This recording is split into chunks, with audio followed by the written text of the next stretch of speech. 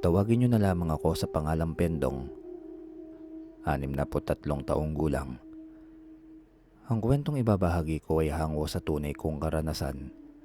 17 taong gulang ako noon at nasa unang taon sa kolehiyo.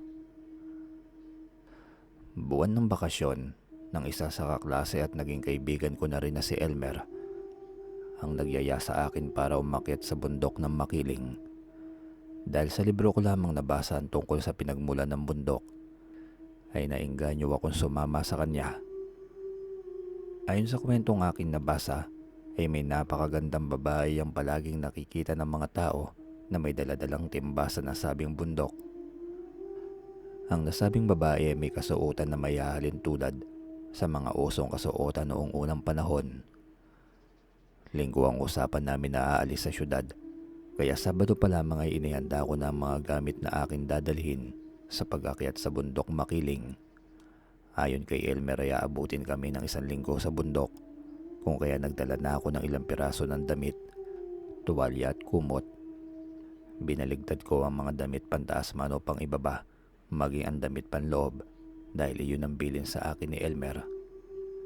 Oo nga pala tol, lahat ng damit na dadalhin at isusuot mo, kapag nagumpisan tayong umakyat ay baligtarin mo. Ha? Bakit naman? Para maiwasan ng maligaw tayo sa bundok. Yan ay kasabihan sa aming probinsya ng matatanda. Wala naman sigurong masama kung susundin na lang natin. Dagdag pa ni Elmer.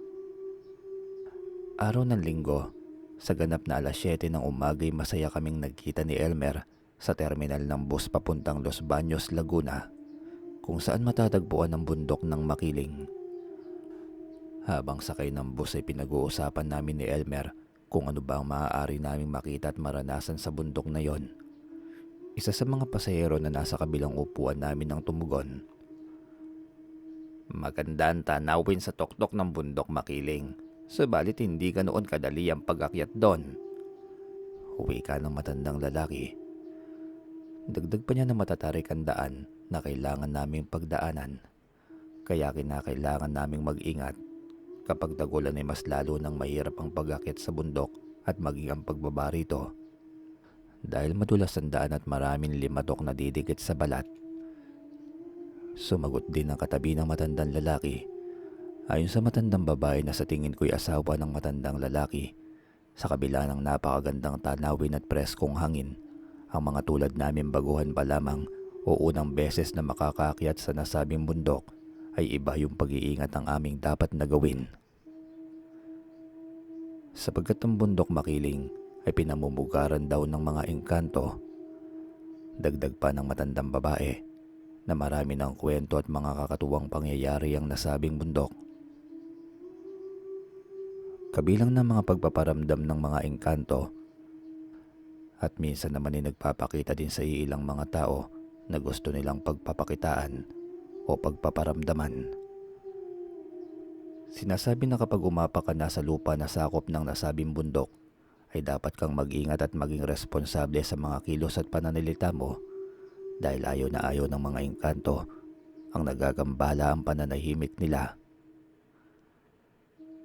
Maaari ka namang maligo at magtampisaw sa mga ilog at sapa, subalit bawal na bawal ang mag-ingay at magbato ng kung ano-ano sa ilog, dahil ang nasabing ilog ay ang siyang lugar kung saan palaging nakikita ang magandang babae. Kinikilabutan ako sa kwento ng dalawang matanda. Nang sulyapan ko si Elmer ay seryoso rin itong nakikinig. Lalo pa ako nanabik na makarating sa bundok Makiling nang sabihin ng matandang lalaki na may kuweba rin na dinarayo sa bundok na ito. Ang pananabik kong makarating sa nasabing kuweba ay napalitan ng kaba dahil kinakatakutan din pala ito ng karamihan. Dagdag pa ng matanda na hindi na mabilang ang mga turistang nakapasok sa kuweba, subalit sa kasamaang palad ay hindi na sila nakalabas pa ng buhay. Nilukob na ng kaba ang aking buong pagkatao, ganon pa man ay pinilit ko pa rin pakalmahin ang aking isipan. Kilala ko kasi ang aking sarili. Tahimik lamang akong tao at iginagalang ko rin ang lahat ng may mga buhay sa aking paligid. Makalipas ang mahaba-habang biyahe, ay bumaba na kami sa bus at nagpasalamat kami ni Elmer sa dalawang matanda na nakasakay namin. Itinuro pa ng driver ng bus ang daan paakyat ng bundok Makiling. Tol, tandaan natin ang mga sinabi ng dalawang matanda ah. Walang masama kung susunod tayo sa sinabi nila. Pumunta tayo rito para magsaya kaya dapat uuwi din tayong masaya. Bilin pa ni Elmer. Nasa paanan na kami ng bundok nang may nakita kaming mga turista. Iba't ibang grupo sila ng mga banyaga. May mga maiitim, may mapuputi at may mga singkit na mga mata. Panay ang pitik nila ng literato sa bawat magagandang tanawin. Ilang sandali pa ng patuloy naming paglalakad nang makasalubong namin ang batang babae na nagtitinda ng maruya. Tinawag ko ang bata at bumili ako ng 4 na maruya. Ibinigay ko ang 2 kay Elmer kaya kumakain kami habang naglalakad. Nakaramdam na ako ng pagod kaya iniling ko muna kay Elmer na magpahinga muna kami sandali. 10:00 pa lamang ng umaga noon kaya tirik na tirik pa ang araw. Inilibot ko ang aking mga mata sa paligid. Nakakaginhawa ang pakiramdam ng malamig na simoy ng hangin at berdeng kulay ng kapaligiran. Walang duda, napakaganda pala talaga dito pare no. Dinig mo yung malamyos na huni ng mga ibon. Para akong hinihila sa higaan dahil sa nararamdaman kong antok eh. Wika pa ni Elmer. Akala ko lamang ay ako lang ang nakakaramdam ng antok. Kaya nagulat ako sa sinabi nito. Nakakabingi ang katahimikan sa bawat lugar na dinaraanan namin. Hanggang sa nagkayayaan na kami ulit na magpatuloy sa pag-akyat. Natawag ang pansin ko nang nakita ko ang isang babaeng nakaupo, patalikod hindi kalayuan sa amin. Mahabang itim na buhok nito, nalagpas hanggang baywang. Ang kasuotan niya ay pulang-pula na bumagay sa napakaputi niyang balat. Hindi ko na malaya na napahinto na pala ako sa paglalakad. Nanatili lamang ako sa aking kinatatayuan. Ayoko mawala sa paningin ko ang babae. Hanggang sa dahan-dahan itong lumingon sa akin. Ngunit bigla ding nawala dahil narinig kong sumigaw si Elmer. Tol, ayos ka lang ba? Akala ko nasa likuran lang kita. Halika na, bakit ba nakatayo ka pa dyan?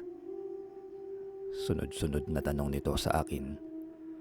Hindi ko magawang tingnan man lamang si Elmer. Pakiramdam ko'y nabiyag ng misteryosang babae ang aking puso at isipan. Naramdaman ko na lamang na tinatapik na pala ako sa balikat ni Elmer. Tol, may kakaibang bagay ka ba nakikita kanina? Yung totoo, ayos ka lang ba? Napag-usapan na natin to, hindi ba? Wika pa ni Elmer. Tila naman nagpantig na antay ako sa paulit-ulit niyang paalala. Wala ko nakita tol. Bakit ba kanina ka pa tanong ng tanong? Tugon ko sa kanya. Napahinto sa paglalakad si Elmer at hinarap ako. Muli ay pinaalala niya mga pinagbabawal sa bundok. Tango lamang ang naging tugon ko dahil okupado ang aking isipan ng babaeng nakapula. Mag-aalas 12 na ng tanghali nang huminto kami sa isang mapunong lugar. Inilatag ni Elmer ang dala niyang sapin at inihanda ang baon naming pananghalian. Kain ka na tol, para maaga tayong makarating sa tuktok nito. Saad pa ni Elmer. Kumain na rin ako ngunit napansin ko na panay ang sulyap niya sa akin. Maging ako man ay naguguluhan sa aking sarili. Masyado na yata akong halata sa pagiging balisa ko kaya baka sa mukha ni Elmer ang sobrang pag-aalala. Pagkatapos nga namin kumain ay sinabihan ako ni Elmer na magpahinga at matulog muna kami kahit 1 oras man lamang. Unang nakatulog si Elmer dahil sa pagod. Ako naman ay pabiling-biling lamang sa kumot na ginawa kong sapin. Hanggang sa nakarinig ako ng huni ng ibon. Ang huni ay tila ba dinuduyan ng kamalayan ko sa dako paroon. Nakaramdam ako ng iba yung antok. Papikit na sana ako nang mapansin ko na may isang babaeng nakaupo, patalikod hindi kalayuan sa amin. Napabalikwas ako ng bangon. Nawala ang antok ko at muling napagtanto na ito rin ang babaeng unang nagpakita sa akin sa daanan. Pulang-pula ang suot niyang damit hanggang sa dahan-dahan na itong humarap sa akin. Hindi nga ako nagkamali, napakaganda ng babae. Para itong isang diyosa na napakaamo ng muka. Mapupungay ang mga magagandang mata at may mapulang labi. Ang tanging kakaiba lamang sa babae ay walang guhit o kanalang itaas ng labi niya. Ngumiti ng napakatinis ang babae sa akin at naging dahilan para mataranta ko ng husto. Namalayan ko na lamang na nakatayo na pala ako. Humahakbang palayo ang babae kaya sumunod na rin ako. Amoy na amoy ko ang napakaliyong pabangong ginagamit nito. Hindi ko mawari kung tama ba ang ginagawa kong pagsunod sa kanya. Basta ang alam ko lamang inabihag na magandang babae na yun ang aking puso. Hindi pa man kami nakakalayo ay huminto bigla ang babae sa paglalakad. Sumunod kong narinig ng sabihin niya na mag-iingat sa bundok. Huwag agad magtitiwala sa kahit na kanino.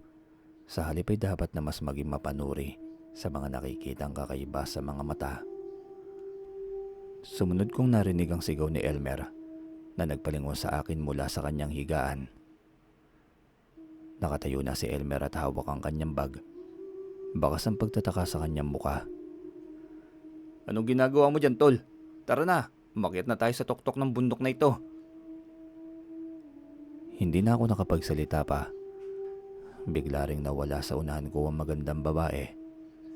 May panghihinayang sa puso ko na hindi ko man lamang siya nakausap at nakasama ng matagal. Habang naglalakad kami ni Elmer, ay pabiro niya akong tinanong kung may nagpapakita ba sa akin. May himig pag-aalala ang boses nito. Tama nga bang hinala ko na masyado ng halatang ikinikilos ko? Nanatili akong tahimik at hindi siya tinugunan. Hindi na rin umimik pa si Elmer. Panayalingon niya sa akin at mas binibilisan pa niya ang paglalakad na para bang mayroong kinakatakutan. Hanggang sa makarating nga kami sa isang maliit na sapa, nakita kong huminto si Elmer at walang pagdadalawang isip na isinalok ang kanyang palad at uminom ng malamig at preskong tubig sa sapa. Ganon din ang ginawa ko. Guminhawa ang aking pakiramdam at naibisan ng uhaw na aking nararamdaman. Patawid na kami sa sapa nang biglang sumulpot ang isang matandang lalaki. May pasan-pasan ito sa balikat na tuyong kahoy panggatong.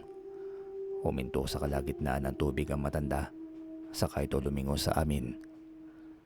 Una kong napansin ang kulay berde niyang mga mata at ang pagiging pantay ng balat niya na dapat ay may kanal sa pagitan ng kanyang ilong at labi.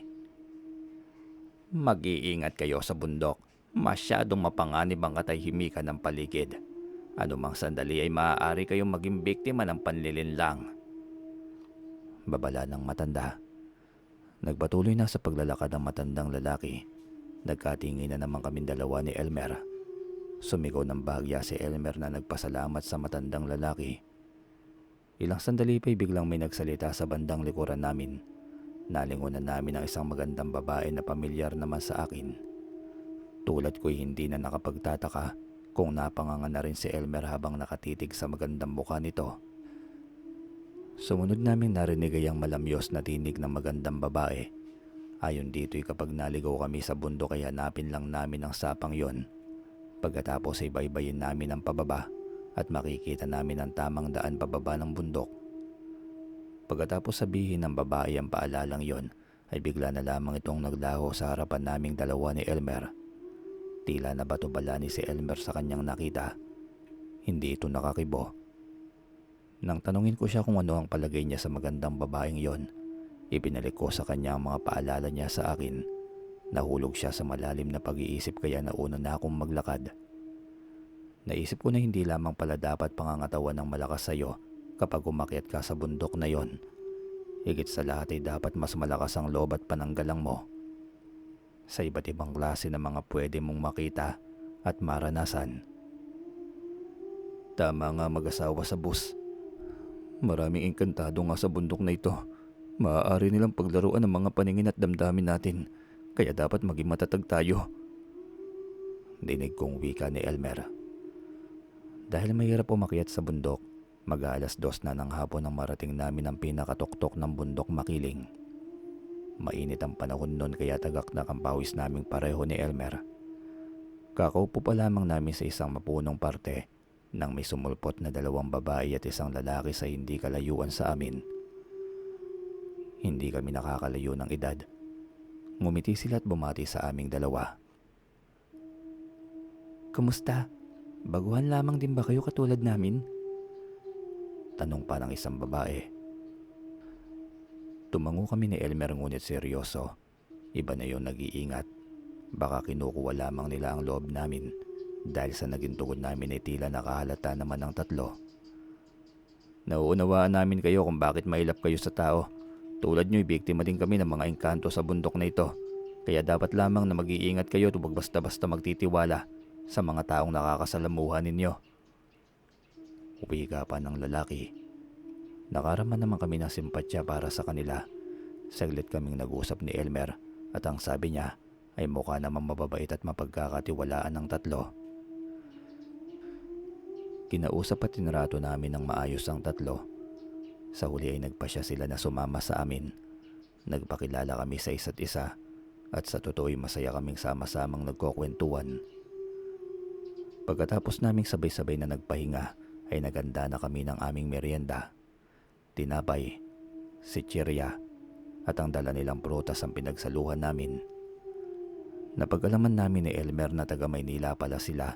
May mga kasama raw sila pero nagkahiwa-hiwalay sila ng landas. Habang masaya kaming nagkukwentuhan, isang matandang lalaki ang nakita naming paparating. May pasan-pasan itong bungkos ng tuyong kahoy panggatong. Nagkatinginan kaming dalawa ni Elmer. Siya rin yung matandang lalaki na nakita namin sa sapa.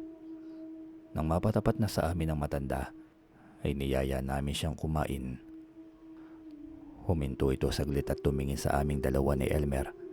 Inaakala namin na tatanggapin niya ang inaabot na pagkain ng isang babaeng kaharap namin. Subalit parang wala itong nakikita o naririnig maliban sa aming dalawa ni Elmer. Humarap siya sa amin ni Elmer at nagsalita. Binalaan ko na kayo, pero hindi pa rin kayo nakinig. Wika ng matanda. Binuhat niya ulit ang dala niyang kahoy at tuloy-tuloy na itong naglakad bababa sa bundok. Nagkatinginan na lamang kaming lahat at ang tanging narinig kong nagsalita ay ang isang babaeng kaharap namin. Ayon sa kanya ay marami na raw silang nakainkwentro ng mga kakaiba sa paningin at pandinig nila.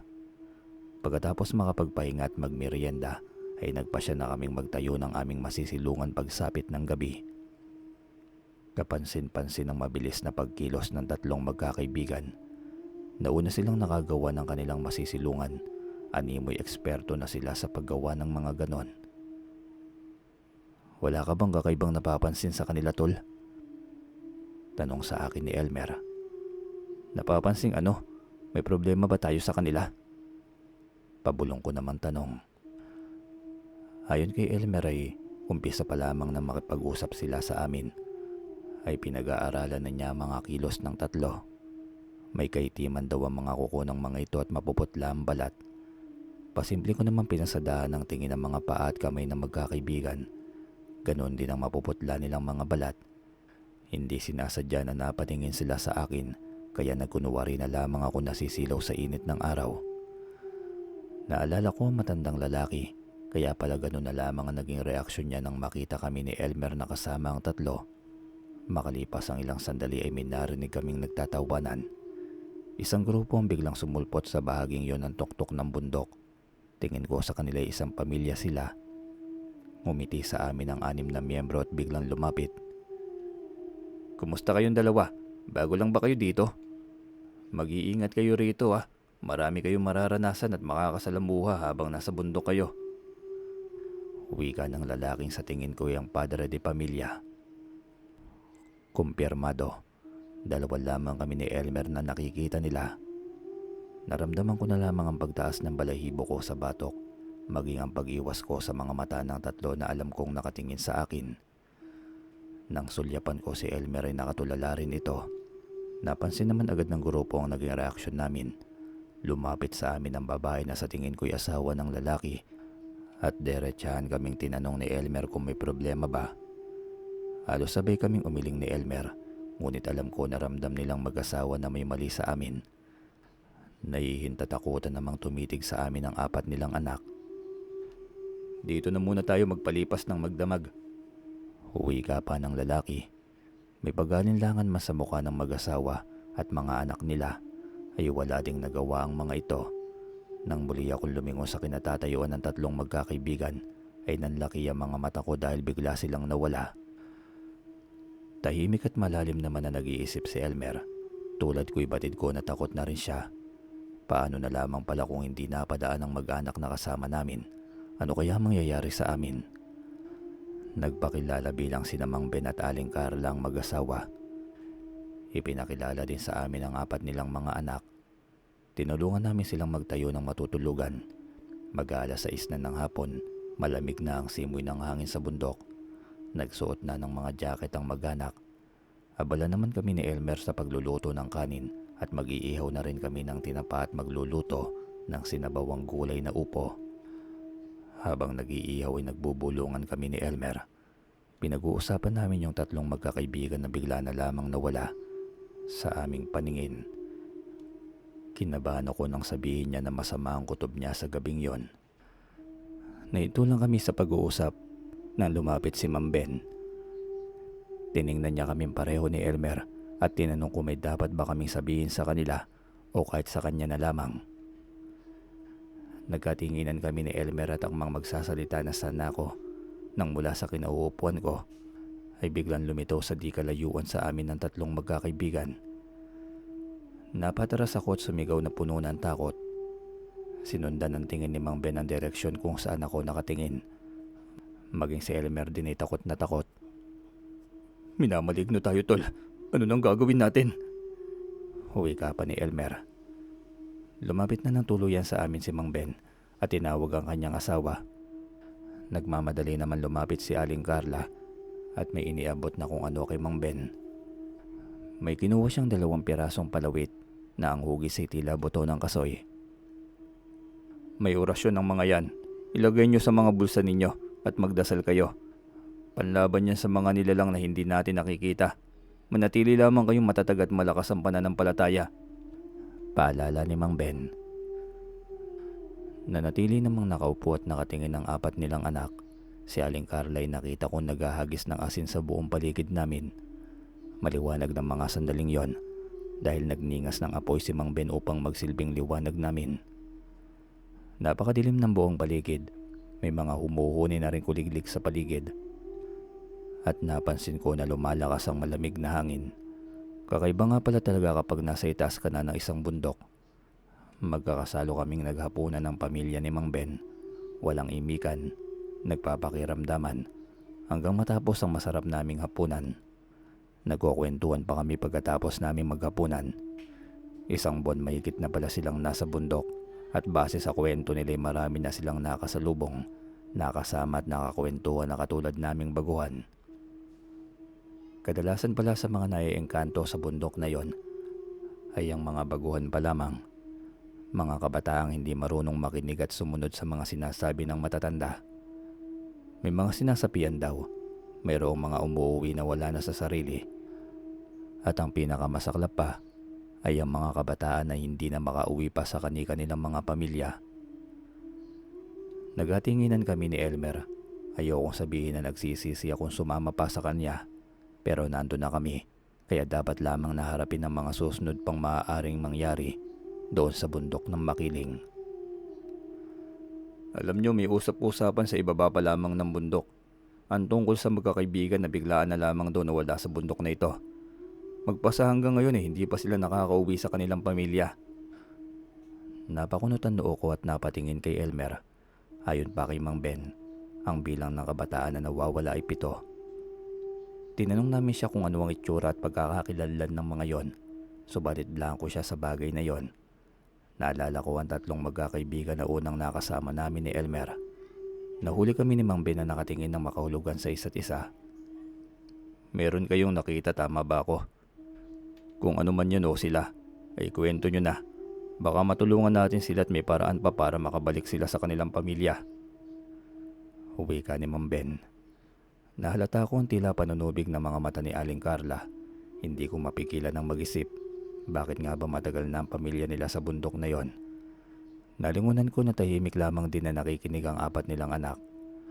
Animoy naghihintay sila sa maaari naming sabihin ni Elmer. "Bago pa kayo dumating kanina, ay may kasama kaming 3 kabataan. 2 babae at 1 lalaki po sila. Pero nagtaka lang kami dahil kami lang ang napapansin ninyo samantalang kasama lang namin sila. Nanginginig pa ang boses kong kwento sa kanya. Biglang tumayo at lumapit sa tabi ko ang mag-asawa. Si Aling Carla ay pilit na inaalam kung ano ang itsura ng dalawang kabataang babae. Halos magmakaawa na ito na sabihin ko ang itsura ng nakita namin ni Elmer. Naginala na ako sa reaksyon nilang mag-asawa. Isa sa 7 kabataang nawawala ang anak namin si Shaira. Magmula nang mawala siya sa bundok na ito, ay umakyat na kami ng buong pamilya para hanapin siya. Mangiyak-ngiyak na wika pa ni Mang Ben. Halos 2 linggo nang sinusuyod ng mga pulis ang bundok. Subalit nabigo ang mga ito na mahanap, maski isa man sa mga yon. Hindi kami makapaniwala ni Elmer sa aming narinig, kaya pala gano'n na lamang sila katagal sa bundok at kaya pala parang sanay na sila sa pasikot-sikot sa lugar na yon. Base sa kwento ng mag-asawa, ay naingkanto raw ang kanilang anak kasama ang mga kaibigan nito. Marahil dahil maiingay ang grupo o baka naman may pinakialaman na hindi dapat sa bundok makiling. Tuluyan ang umiyak si Aling Carla. 16 na taon pa lang pala ang kanilang anak na yon. Mabait at tahimik lamang daw yon. At nang ilarawan nga namin ang itsura ng 2 babaeng kabataan na kasama namin, kinumpirma nila na wala sa 2 ang anak nila. Nilukob ng awa ang aking kalooban para sa mag-asawa. Nahinto sa pag-aaral ang 4 nilang anak dahil natatakot silang iwanan ng mga ito sa kanilang bahay. Mag-aalas 11 na ng gabi nang magpaalam na ang mag-asawa na matutulog na sila. Pinapatulog na rin nila kami ni Elmer. Tanging kumot lamang ang humaharang sa pagitan namin, kaya pabulong kaming nagkukwentuhan nito. Nang gabi na yun ay nauna pang nakatulog sa akin si Elmer. Gising na gising pa ang diwa ko pero pinipilit ko na rin pumikit. Kailangan kong makapagpahinga para bukas. Ilang sandali lamang ang lumipas nang sa wakas ay nakaramdam na rin ako ng antok. Isang malakas na hiyaw ang nagpagising sa akin. Si Elmer ay sumisigaw habang nakaupo sa akin tabi. Nagising na rin sina Aling Carla at Mang Ben na nakalapit din kaagad sa amin. Narito na sila. Narito ang 7 kabataan. Nanginginig ang boses na wika ni Elmer. Tila naging hudyat na ang sinabi niyang yun sa pandinig ng mag-asawa. Pilit nilang ipinapakwento kay Elmer kung nasaan ang 7 kabataan na sinasabi nito. Nandun yung 4, 2 lalaki at 2 babae.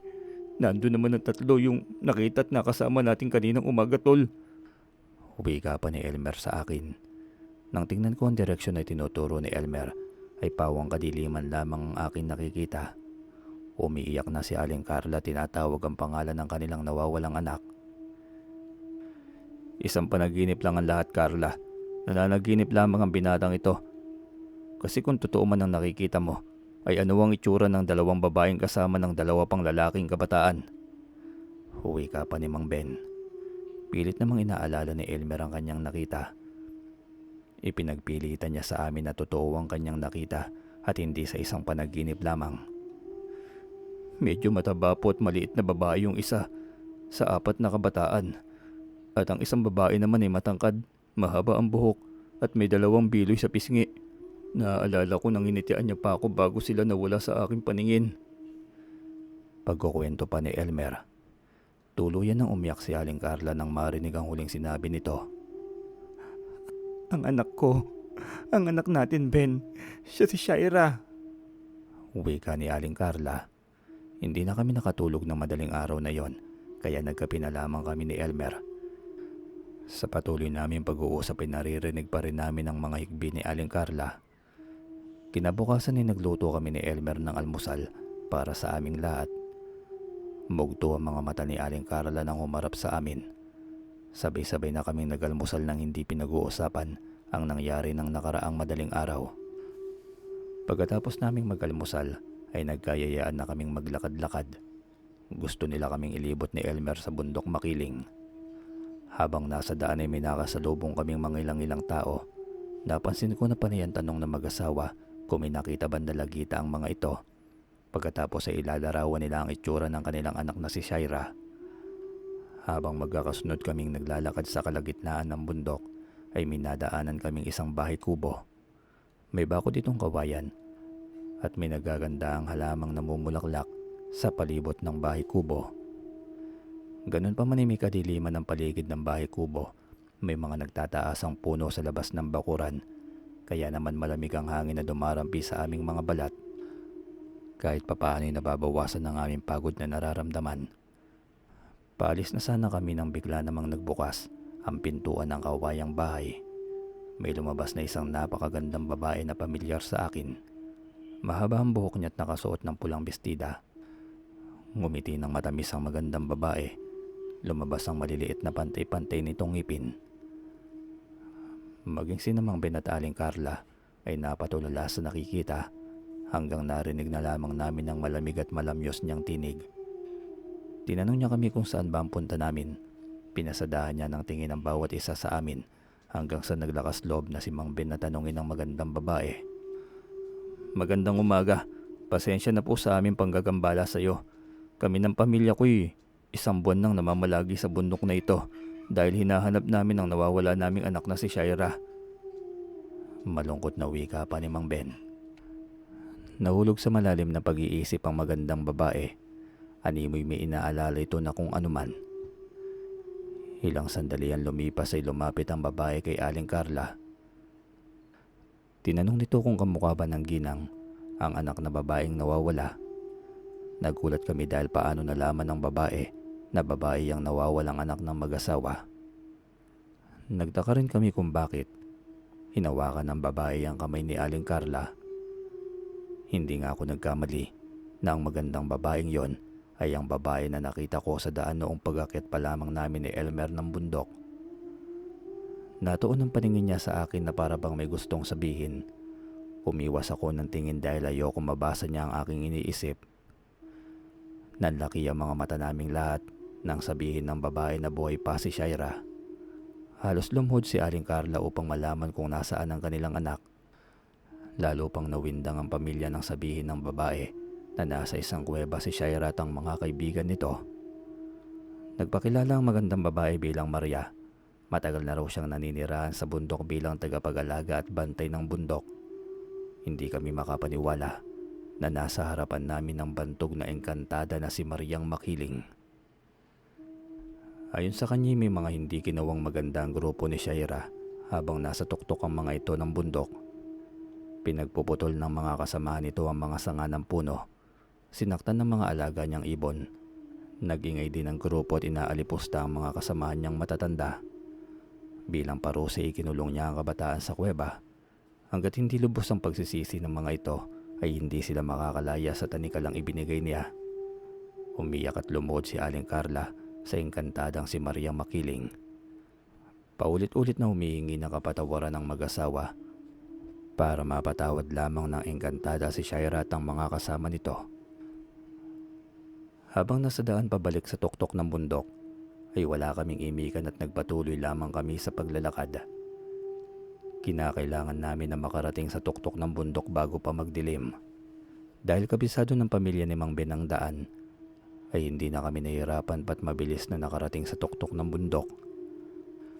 Nang marating na namin ang aming ginawang kubong-kubo, saka ko lamang naramdaman ang pagod kaya nagpahinga muna ako bago nagsaing. Ilang sandali pa ang lumipas nang makarinig kami ng isang magandang boses. Boses ng isang lalaking kumakanta at ito'y nagmumula sa hindi kalayuan sa kinauupuan namin. Nagkatinginan kaming lahat. Bakas ang kaba sa mukha ng 4 na anak ni Mang Ben. Nag-iba ang pakiramdam ko ng mga sandaling yon. Ang malamig na boses ng lalaki ay nakakaantok na para bang hinihele ang aking kamalayan. Nakita kong tumayo si Elmer at nagpalinga-linga sa papadilim ng kapaligiran. Humakbang siya tinahanap ang pinagmumula ng kumakanta hanggang narinig ko na nagsalita si Mang Ben. Huwag kang aalis sapagkat ang boses na yan ay dadalhin ka kung saan. Araw ng Biyernes ngayon, kaya ito ang araw na naghahanap ang mga engkanto ng mga bago nilang mabibiktima. Saka ko lang naisip na hindi lang pala iisa ang engkantadang naninirahan sa bundok Makiling. Ayon pa kay Mang Ben, ay araw ng Biyernes nang mawala ang kanyang anak kasama ng mga kaibigan nito. Habang ang kwento sa kanila ng ibang taong nawalan din ng mga mahal sa buhay, ay araw naman ng Martes na wala ang mga kamag-anak nila. Nagpatay mali siya na lamang kaming lahat hanggang unti-unti nang nawala ang boses na kumakanta. At bago pa kami kumain ng hapunan ay tahimik na ang buong paligid. Yung ibinigay ko sa inyong pangontra ay wag na wag yung iwawala sa inyong katawan dahil sa oras na may wala nyo yan ay madali na kayong makokontrol ng mga mapanlinlang, ng mga nilalang na nakapaligid sa inyo. Uwi ka pa ni Mang Ben. Nang gabing yun ay maaga silang nakatulog. Ikalawang gabi pa lamang namin sa bundok ni Elmer kaya naninibago pa rin ako. Nakahiga lamang kaming pareho pero nananatiling gising ang diwa ko. Mag-alas 12 ng hating gabi na makarinig ako ng isang paswit. Noong una hindi ko pinansin, iniisip ko na baka nagkakamali lamang ako ng pandinig. Subalit nang makalangap na ako ng kakaibang amoy, ay saka lamang ako napaisip na may ibang tao nga sa paligid namin. Mula sa aking higaan ay iniangat ko ang aking ulo. Palihim kong hinanap kung sino ang pumapaswit hanggang sa muntik na akong mapasigaw nang malingunan ko ang isang babaeng nakaputi hindi kalayuan sa hinihigaan ko. Sa halip na matakot sa babae, hindi ko alam pero namalayan ko na lamang na nakatayo na ako sa aking hinihigaan. Nilingunan ko pa si Elmer na humihilik habang si Mang Ben naman ay tulog na tulog din. Kung may gagawa nga naman ng masama ay wala kaming kamali-mali sa ganoong sitwasyon.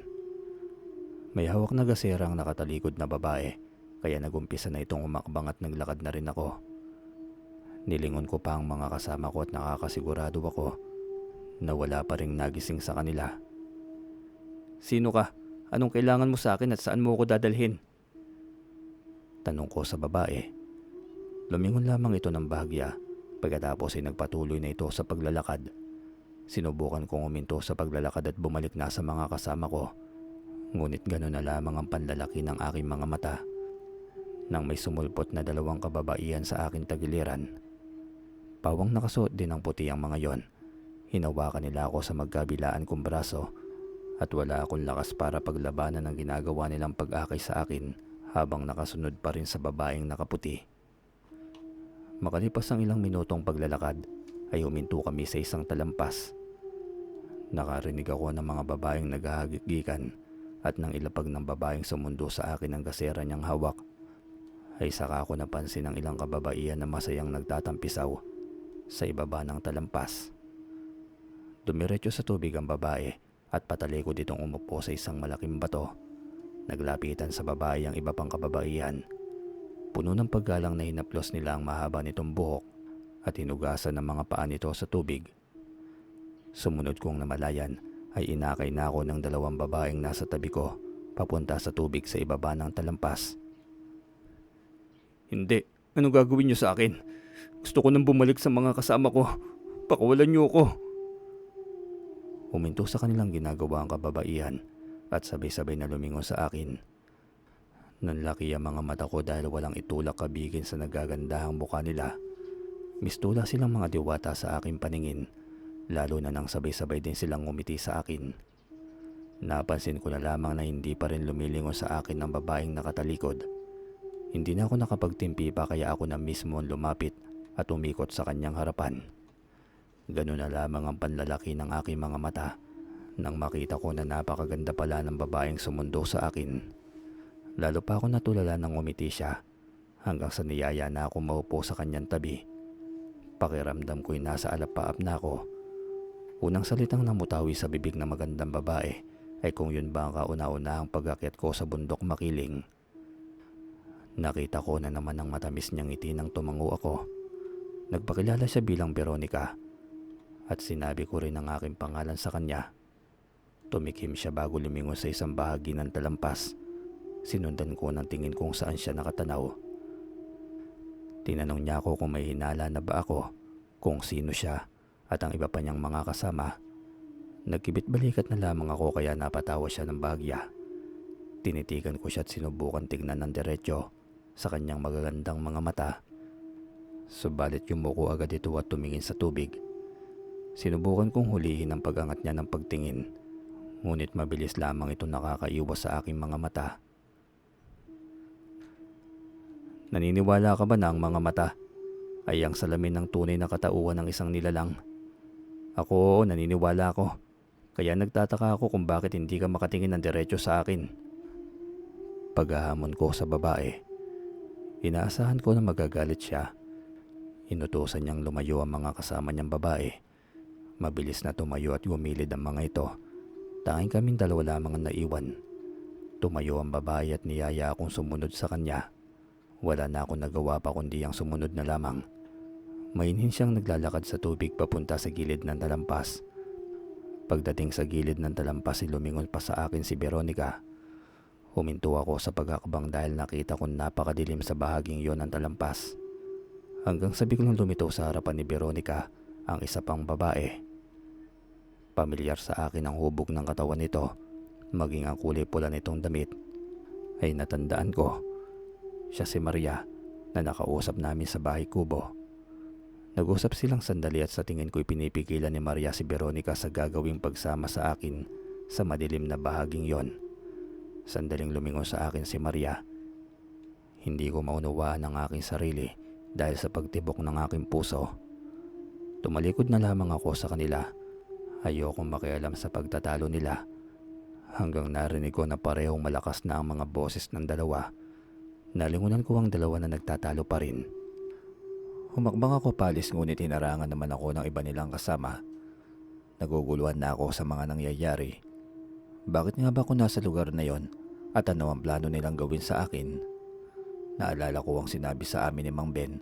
Buong akala ko kapag nasa katawan namin ang pangontra na ibinigay niya, ay hindi na kami basta-bastang malalapitan o malilinlang ng sino mang kakaibang nilalang. Kinapa ko ang pangontra sa bulsa ng suot kong pantalon, ngunit nawawala ito. Kaya pala mabilis ako napasunod ni Veronica. Marahil ay nahulog ko yon sa higaan namin ni Elmer. Iba yung takot at kaba ang aking naramdaman. Naglakas loob na akong lapitan sina Maria at Veronica na nagtatalo pa rin. Ang mga pinaparusahan lamang ninyo ay yung mga taong nakakagawa ng mali o lumalabag sa ipinagbabawal ninyo. Sa pagkakaalam ko'y wala akong ginawang mali sa bundok na ito, kaya pakawalan na ninyo ko. Mahaba ko pang litanya sa dalawa. Huminto sa pagsasalita ang dalawa at tumingin sa akin hanggang sa nakita ko na nagbubulungan sila.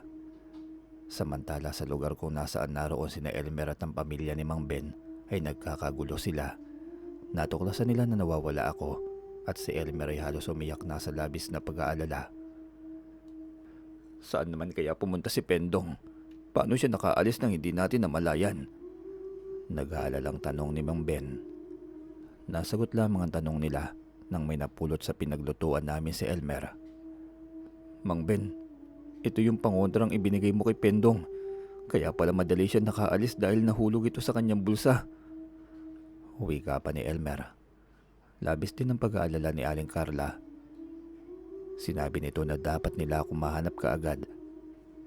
Nagpahayag na rin ito ng paghinto sa paghahanap sa kanilang anak na si Shaira dahil sa takot na baka isa sa mga anak pa nila ang mawala. Hahanapin namin si Pendong, kaya maiwan kayong mag-iina rito, Carla. Malapit na ang Bukal Liwayway kaya hindi magtatagal ay magiging maliwanag na rin sa paligid. Wika ni Mang Ben. Nagmamadaling naglakad si Mang Ben at Elmer para hanapin daw ako. Dahil hindi nila alam kung saan bahagi ng bundok ako hahanapin, ay nahirapan sila at pagod na pagod nang abutan na sila ng alas 5 ng umaga. Samantala, nagkasundo na rin sa wakas sina Veronica at Maria. Kinabahan ako nang sabay silang lumapit sa akin at tinawakan nila ako sa magkabilang kamay. Kung nagkataon lamang siguro na sa ibang pagkakataon nangyari ang sitwasyon namin, baka ako na ang pinakamasayang lalaki sa buong mundo. Hawak ba naman ng dalawang nagagandahang babae at kahit sinong matinong lalaki ay siguradong matutokso sa taglay nilang ganda at alindog. Hindi. Bitiwan niyo ako mga binibini. Wala akong ginawang kasalanan sa inyo kaya pakawalan na ninyo ko. Pakiusap ko pa sa kanila. May nauunang dalawang babae na may hawak na gasera. Dalawang babae din sa likuran namin ang nakasunod sa amin. Pumasok kami sa isang madilim na lugar. Umihip ang malamig na hangin kaya nangaligkig ako sa ginaw. Pinaliwala ko sa pagkakataong yun ang malambot nilang palad na nakahawak sa magkabilaan kong palad hanggang sa makarating kami sa isang kuweba. Naalala ko bang sandaling magkakausap kami ni Mang Ben at ni Maria sa kanyang kubo. Sinabi niya na ikinukulong niya sa isang kuweba ang mga kabataang dumalabag sa kanilang batas. Sa lugar naman kung nasaan si Mang Ben at Elmer ay minakasalubong silang isang matandang lalaki. May hawak itong lubid habang hinihilang isang payat na kalabaw. Napansin ni na Elmer na nakapikit na halos ang matanda sa sobrang katandaan. "Magandang umaga po, tay. Maaari po ba kaming magtanong? Alam po ba ninyo kung saan makikita ang kuweba sa bundok na ito?" Tanong ni Mang Ben. Napansin nila na nanghihina na ang matanda at ilang sandali lamang ay bigla na lamang itong bumuwal sa lupa. Kitang-kita nila ang ilang pirasong ginto na nalaglag mula sa bulsa ng salawal na suot nito. Nagkatinginan si Mang Ben at Elmer. Hindi nila pinag-aksayahang damputin ang ginto. Inuna muna nilang lapitan ng walang malay na matanda. "Magmadali ka, Elmer. Tulungan mo akong ihiga sa damuhan si tatay. Pagkatapos ay maghanap ka ng dahon ng bayabas." Uwi ka ni Mang Ben. Mabilis nilang binuhat ang matanda sa damuhan. Pagkatapos ay tumakbo na si Elmer para maghanap ng dahon ng bayabas. Ilang sandali lamang ang lumipas ay humahangos din itong bumalik dala-dala ang dahon ng bayabas. Nagmamadaling iniabot ni Elmer kay Mang Ben ang mga dahon na siya namang pinaamoy ni Mang Ben sa matanda. Makalipas ang ilang sandali ay nagkamali na rin ang matanda at tila nagulat nang makita silang nakatunghay dito. Tumayo si Elmer at dinampot ang ilang pirasong ginto sa lupa. Sinundan siya ng tingin ni Mang Ben. "Lolo, nahulog po ito sa bulsa ninyo." Uwi ka pa ni Elmer. Iniabot ng may kabigat ang mga ginto sa matanda. Walang labis at walang kulang. "Napakabuti ng inyong mga kalooban. Maraming salamat sa pagtulong niyo sa akin. Kaya nararapat lamang na gantimpalaan ko kayo." Uwi ka ng matandang lalaki. Inabutan sila ng matandang lalaki ng tigi-isang pirasong ginto. Nagkatinginan ng dalawa at halos sabay na umiling. Tila nagulat naman ang matandang lalaki sa ginawang pagtanggi ni Mang Ben at Elmer sa malaking halaga ng ginto na ibinibigay sa kanila nito. "Wala po kaming hinihinging kapalit sa ginawa namin, tatay. Ang pakay lang po namin ay mahanap ang kuweba sa bundok na ito." Uwi ka ni Mang Ben. "Mahanap po ang kuweba, lolo, dahil may hinala kami na nasa kuwebang yun ang kaibigan ko at ang anak na nawawala ni Mang Ben." Sambit naman ni Elmer. Mabilis na tumayo ang matandang lalaki na ikinagulat nila. "Bueno, kung yan ang kahilingan nyo'y matutulungan ko kayo sa bagay na yan. Sumunod kayo sa akin at wag na magsalita ng kahit na ano paman." Sagot ng matanda. Nabuhayan ng loob si Mang Ben at Elmer. Pinigilan nila ang kanilang mga sarili na mapasigaw sa tuwa dahil yun ang habilin ng matanda. Samantala, nasa loob na kami ng kuweba kung saan halos mawalan ako ng ulirat sa aking nakikita. May nakita akong kabataan. May matatanda at bata na nakakulong sa isang sulok ng malaking kuweba. Nag-iiyakan ng mga bata. Ang mga kabataan naman ay walang tigil sa pagtakbo at lakad habang ang matanda'y pabalik-balik na naglalakad sa iisang lugar. May hinala ko na nababalutan ng hiwaga ang loob ng kuweba. Lalo pat may napakalaking ahas na nakabantay sa pinakabukana ng daan ng kulungan. Isa-isa kong tinignan ng kabataan at hinanap ng mga mata ko si Shaira. Lalo pang nanlaki ang mga mata ko nang makita ang isang magandang dalaga na tumutugma sa itsura ni Shaira. Nakaupo lamang ito sa isang tabi at malungkot na nakatanaw sa kawalan. "Siya si Shaira, ang nawawalang anak ni Mang Ben at Aling Carla." Bulong ko. Napabuntong hininga na lamang ako. Buong akala ko mula sa pagkabata, sa mga kwento lamang nangyayari ang mga kababalaghan sa mundo, na hindi totoo ang mga engkanto at ang kapangyarihan nila. Noon ko lamang napatunayan na may mga nilalang pala talaga na nabubuhay sa mundo ng mga tao na iba ang katauhan. Mga nilalang na dapat ay nire-respeto. Subalit paano nga ba sila pangingilagan kung hindi naman sila nakikita na mga tulad kong ordinaryong tao? Sadyang nakakamangha ang mundo at ang mga nilalang na naninirahan kasama ng mga tao. Napaigtad ako nang maramdaman kong may humawak sa aking balikat. Nalingunan ko si Veronica na nakatingin sa akin ng diretso. Sinamantala ko ang pagkakataon na matitigan siya. Napansin ko na wala siyang kanal sa pagitan ng ilong at labi. Si Maria naman ay tahimik na pinapanood ang mga taong nakakulong sa kuwebang yon. Ni hindi man lamang ito nag-aksaya na tapunan ako ng tingin. Maawa kayo sa kanila. Kung ano man ang nagawa nilang kasalanan, ipatawarin na ninyo ang mga taong yan. Lahat sila may mga pamilyang naghihintay sa pag-uwi nila. Hinawakan ako sa magkabilang balikat ni na Veronica. Nagngangalit ang mga mata niya sa galit. Ikinuwento niya sa akin na ilan sa mga taong nakakulong ay walang awang pinaslang ang alaga niyang usa. Dagdag pa ni Veronica, ng iba sa mga taong nakakulong ay inalipusta ang mga kamag-anak nilang matatanda, habang ang iba naman ay sinira ang kanilang mga tanim na halaman at mga puno. Ginawa rin daw basurahan ng bundok, habang ang iba'y pinagtangka ang halayin pa ang iba nilang kasamahan na nagtatanim ng mga halaman. Ramdam ko ang matinding galit sa kanyang puso, kaya naman pala gano'n na lamang ang puot nila sa mga taong nakakulong sa kuweba. Hindi na ako nakaimik pa. Sino ba naman ako para pangunahan ng desisyon nila? Hindi naman ako nasaktan at inalipusta, kaya ayoko nang magsalita pa. Dahil wala ako sa lugar nila na ginawa ng mali ng mga katulad kong tao. Hanggang sa nagulat ako nang muling magsalita si Veronica. May lambing na sa tono ng boses niya. Maaari naman daw nilang palayain ng ibang bilanggo kung papayag ako na ako ang magiging kapalit. Sunod-sunod na iling ang ginawa ko. Wala akong kasalanan sa kanila, kaya bakit ko gagawin yon? Kapag ginawa ko yun ay paano na ang aking pamilya? Kaya mas pinili ko manahimik na lamang at hintayin ang mga susunod pang mangyayari. Itigil nyo na ang ginagawa nyo, Veronica. Pakawalan ninyo ang mga tao. Boses na dumadagundong sa buong kuweba. Gulat na lumingon sina Veronica at Maria sa aming likuran. Maging ako man ay nagulat nang makita ko ang isang matandang lalaki. Katabi nito si Mang Ben at Elmer na nakatulala habang pinapanood ang mga taong nakakulong sa isang sulok ng kuweba. Yumuko sina Maria at Veronica sa harapan ng matanda. Ganon din ang 4 pang kababaihan na kasama namin pumasok sa kuweba.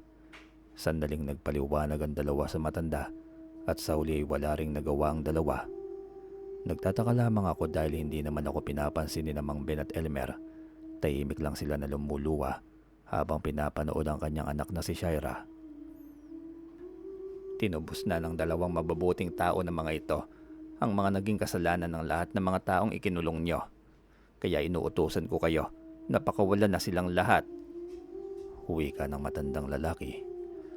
Bagamat labag sa kalooban ni Veronica ay wala na rin itong nagawa pa.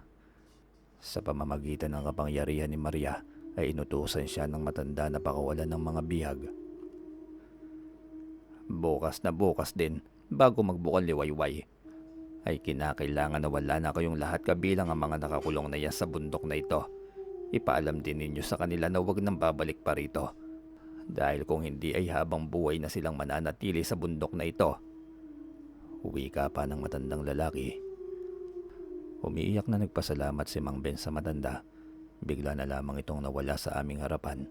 Si Veronica naman ay malungkot na tumingin sa akin. Tulad ng matanda ay bigla rin itong nawala sa aming harapan. Si Maria makiling naman ay nakatuon ng buong atensyon sa ginagawang ritual upang tuluyan ng makalaya ang mga nakakulong. Narinig ko lamang ang pag-iiyakan ng mga bata, matatanda at mga kabataan habang palabas na kami ng kuwebang yon. Hindi ko na namalayan kung paano ang ginawa ni Maria. Nakita ko siyang naglalakad ng palayo. Sandali, Maria. Maraming salamat sa kabutihan mo. Sa kabutihang loob ninyo.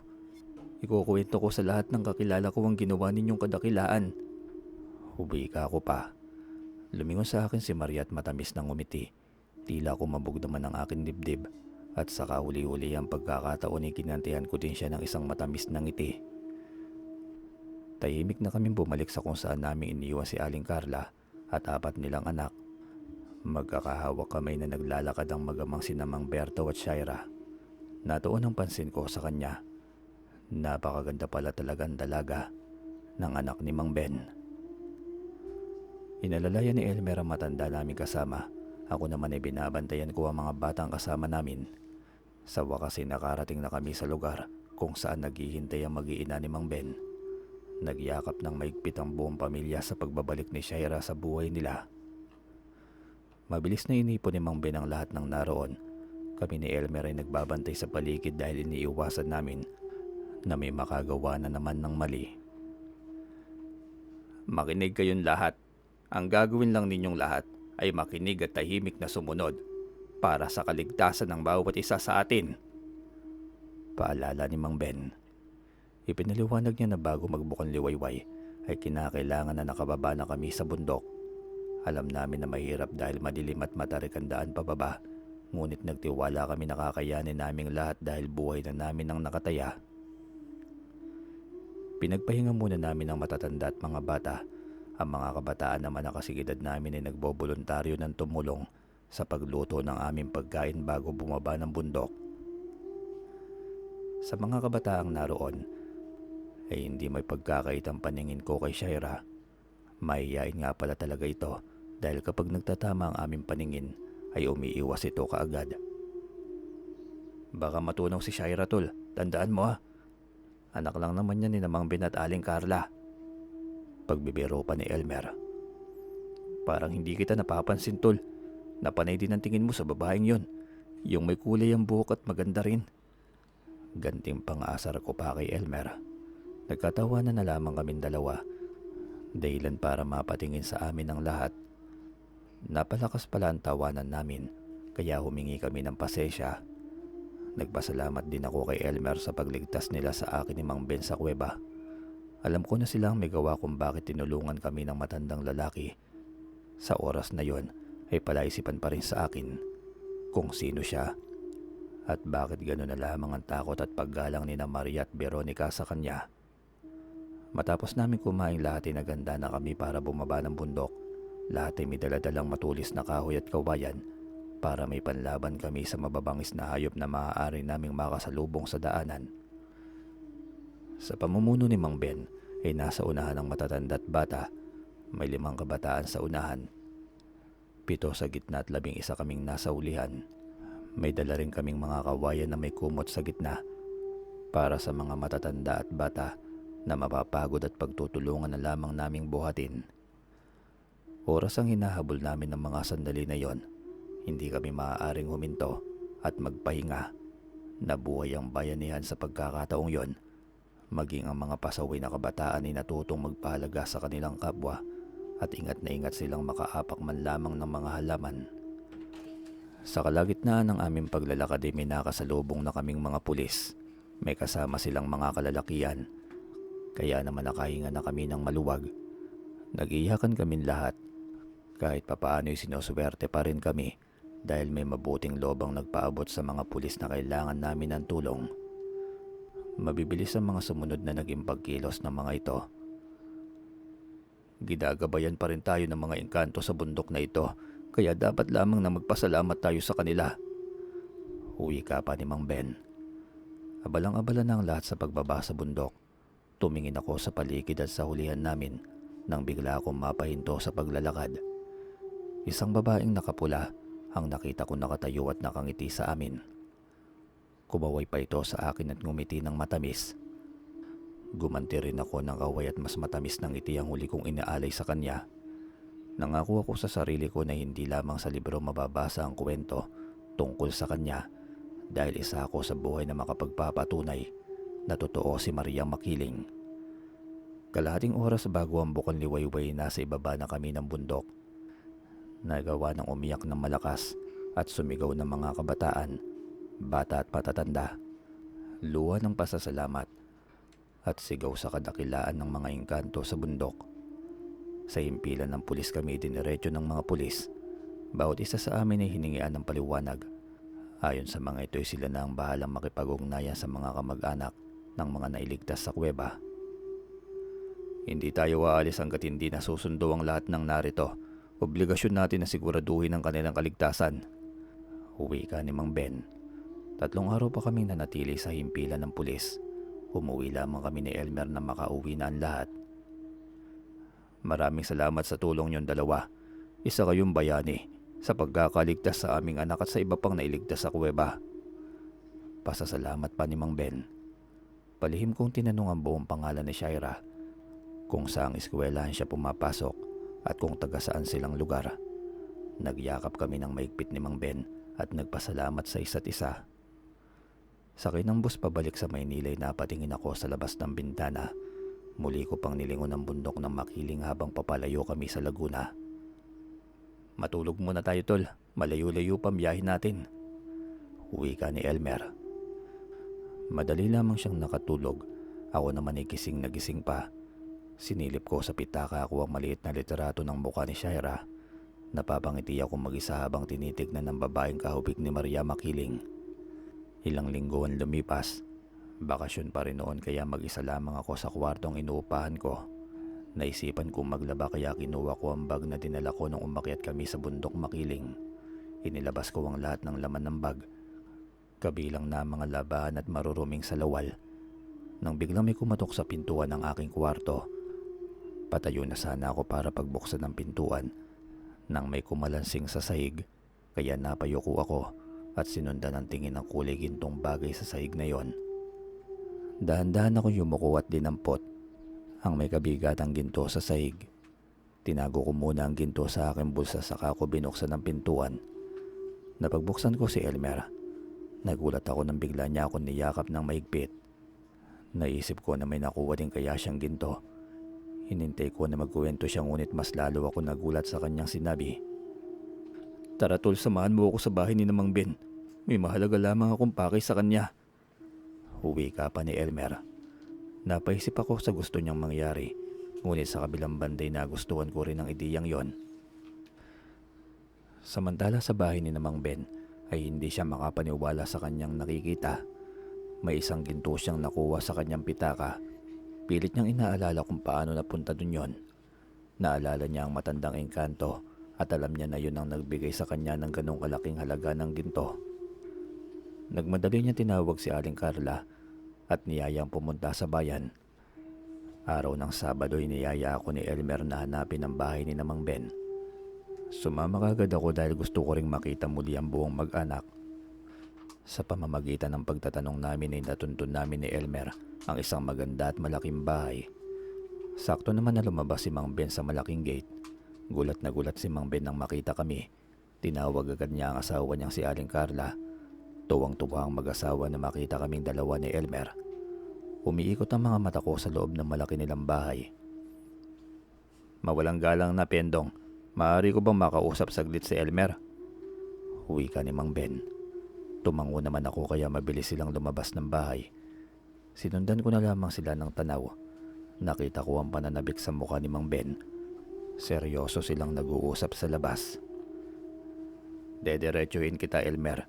May nakuha ka rin bang ginto sa pitaka mo noong gabing pinalaya ang mga nakakulong sa bundok na Makiling? Tanong ni Mang Ben. Sa tono ng pananalita ni Mang Ben ay nahulaan agad ni Elmer na may nakuha rin itong ginto. Nagmamadaling lumapit sa akin si Elmer at niyakap ako ng mahigpit. May maganda akong regalo sa iyo Pendong. Saka ko na lamang sasabihin sa iyo kapag nakabalik na tayo sa inuupahan mong kwarto. Huwi ka pa ni Elmer. Pagdating sa inuupahan kong kwarto ay inilapag na agad ni Elmer ang isang pirasong ginto. Tanggapin mo ang gintong yan tol, mula yan sa matandang engkanto sa bundok Makiling. Maraming salamat tol pero para sa iyo yan. Meron din akong ginto. Di ko alam kung sino ang nagbigay pero salamat sa kanya ng malaki. Gulat na gulat si Elmer nang makita ang gintong hawak ko. Nagyakap kami ng maigpit dahil pareho na kaming mayaman. Sa oras na may benta ko ang aming hawak na ginto, ay nangako ako na tutulong ako sa mga nangangailangan. Matuling lumipas ang mga araw, buwan, magpapasko na noon, kaya niyaya ko si Elmer na bumalik sa bahay ni Mang Ben.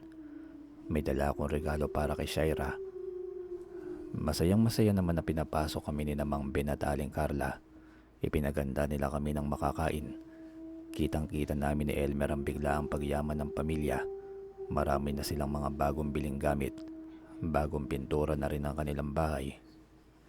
Kumain lamang kayo at huwag kayong mahihiya. Mamaya lamang idarating na si Shaira. Huwi ka pa ni Mang Ben. Napakaganda ni Shaira nang dumating ito. Gulat na gulat kami ni Elmer nang makita namin kung sino ang kasama niyang dumating. Ang babaeng may kulay ang buhok, Namulat pinagpawisan ng malamig si Elmer. Hindi niya akalain na magiging malapit pala sila sa isa't isa ng babaeng gusto niya. Habang ako naman ay umiibig na talaga kay Shaira. Sadyang maliit lang ang mundo, di ba? Kaya ayusin muna ninyo ang inyong pag-aaral. Kung ano man ang hawak ninyong yaman ay dapat lamang na ipagpasalamat. Ngunit wala nang hihigit pa sa kayamanan kapag may pinag-aralan ka. Huwi ka ni Mang Ben. Napangiti kami ni Elmer kay Mang Ben. Nagpasalamat kami sa pagtrato niya sa amin na para bang isang tunay na ama. Sa paglipas ng mga araw at taon, sabay kaming nagtapos ni Elmer sa kolehiyo. Magkasama rin kaming nagsaya kasama ng nobya ko na noong si Shaira at kasintahan niya naman na si Melanie, ang babaeng may kulay ang buhok na inailigtas namin sa bundok ng Makiling. Sabay na rin nating ibenta tulang mga ginto natin, tapos sabay din tayong mag-alok ng kasal sa mga nobya natin. At dahil magkaibigan din sila, sabay-sabay na rin tayong magpakasal. Tuwang-tuwa sina Shaira at Melanie nang sabay kami ni Elmer na magyaya ng kasal sa kanila. Samantalang walang pagsidlan naman ang kasiyahan ni Aling Carla at Mang Ben. Hindi nila akalain na may maganda palang dahilan ng minsanang pagkawala sa bundok Makiling ng anak nilang si Shaira. Dumating na ang araw ng pinakahihintay naming apat, ang araw ng kasal namin ni Shaira at ang kasal din ni na Elmer at Melanie. Maraming tao ang dumalo kabilang ang lahat ng mga iniligtas namin sa bundok. Palabas na kami ng simbahan nang sabay-sabay din kaming natigilan. Sa labas ng simbahan ay magkatabing nakatayo ang isang babaeng nakapula at matandang lalaki. May hawak silang mga regalo habang nakatingin sa amin.